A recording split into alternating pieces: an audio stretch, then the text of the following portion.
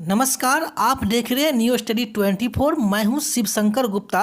इससे पहले के वीडियो में हम लोग देखे थे प्रोकैरियोटिक सेल यानी असीम केंद्र की कोशिका एवं यूकैरियोटिक सेल यानी ससीम केंद्र की कोशिका।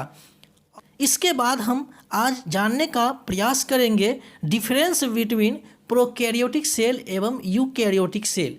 तो इसे डिफरेंस करने के लिए हम एक आधार लिए हुए हैं और उसी आधार पर हम प्रोकैरियोटिक सेल और यूकैरियोटिक सेल को जो है अंतर स्पष्ट करेंगे। तो बात करते हैं न्यूक्लियस यानी केंद्रक प्रोकैरियोटिक सेल जो है बात करें तो ये एक आदिम कोशिका यानी प्रिमेटिव सेल है और इसमें जो है प्रारंभिक एवं अविकसित यानी इंसिपिएंट केंद्रक होता है।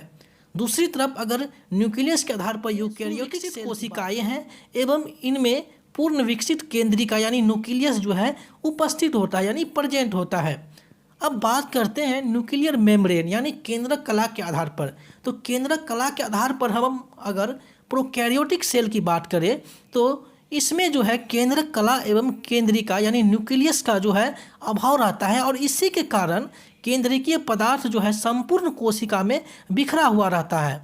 लेकिन केंद्रक कला के आधार पर जब यूकैरियोटिक सेल की बात करें तो हम यह कह सकते हैं कि इनमें जो है केंद्रक कला एवं केंद्रिका जो है उपस्थित रहता है। अब बात करते हैं डीएनए।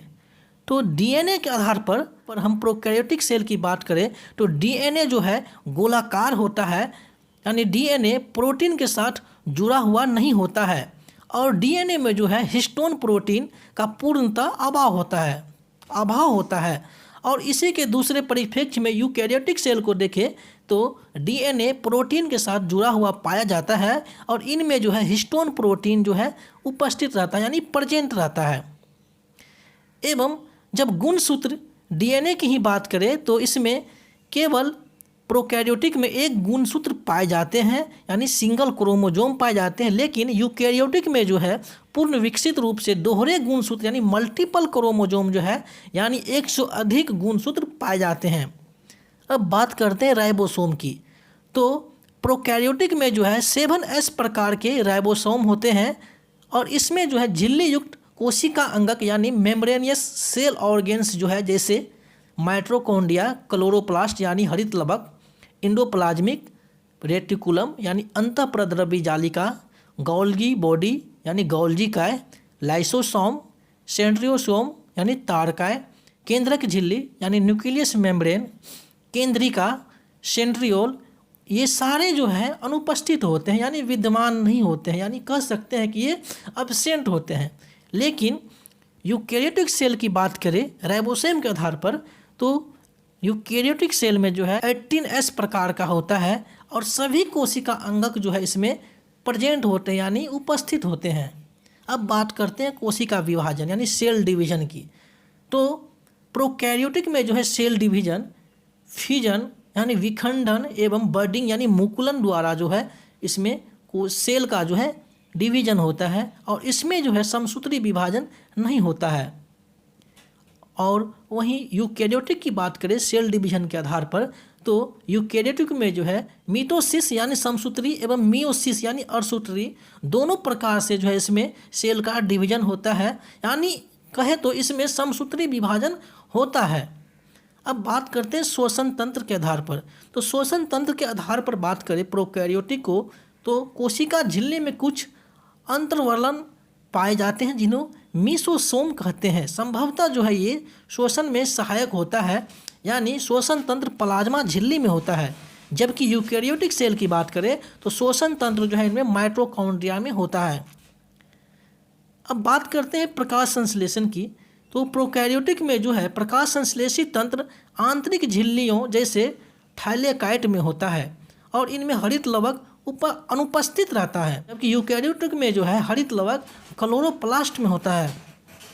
अब बात करते हैं लिंग प्रजनन के आधार पर। तो लिंग प्रजनन जो है प्रोकैरियोटिक में नहीं होता है, जबकि यूकैरियोटिक में जो है लिंग जनन होता है। अब बात करते हैं कोशिका भित्ति यानी सेल वाल के आधार पर।